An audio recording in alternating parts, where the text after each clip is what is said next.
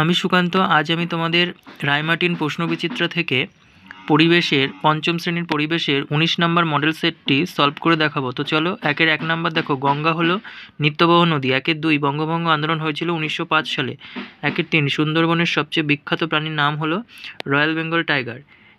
4 দার্জিলিংয়ে সিঙ্গলীলা পর্বতশ্রেণী আছে। 5 কুলিক পাখিরালয় রায়গঞ্জে অবস্থিত। 6 মহানন্দা নদীর তীরে অবস্থিত ইংলিশ বাজার শহর। 2 মাটির পুতুল ও সরপুরিয়া বিখ্যাত কৃষ্ণনগরে। 2 বিশ্বভারতী বিশ্ববিদ্যালয় প্রতিষ্ঠা করেন রবীন্দ্রনাথ ঠাকুর। 3 চৈতন্যদেবের জন্মস্থান হল নবদ্বীপ। 4 মাস্টারদা নামে খ্যাত ছিলেন সূর্য সেন।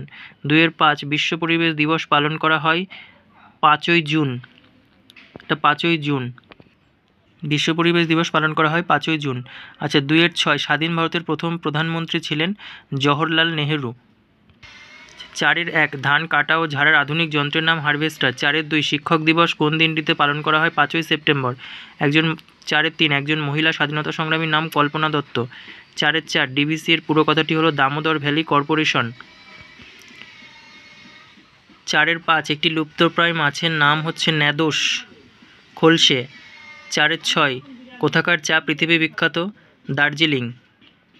7 প্লেগ রোগীদের কে সেবা করেছিলেন? ভগিনী নিবেদিতা। 1 ধাপ চাষ কাকে বলে?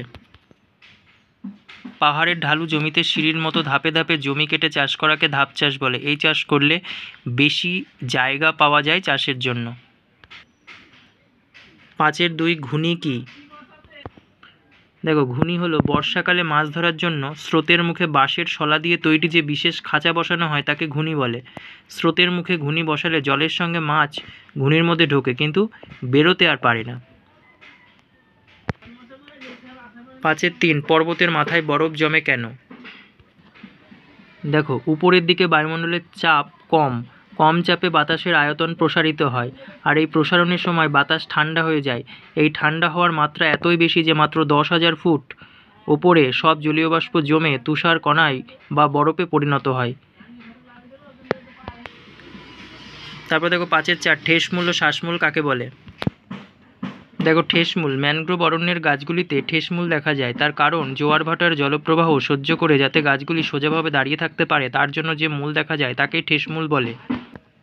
শ্বাসমূল দেখো, লবণাক্ত জলাভূমিতে ম্যানগ্রোভ উদ্ভিদের শ্বাস গ্রহণে অসুবিধা হয় বলে এক বিশেষ ধরনের মূল মাটির উপর বেরিয়ে আসে বাতাস থেকে অক্সিজেন গ্রহণ করার জন্য।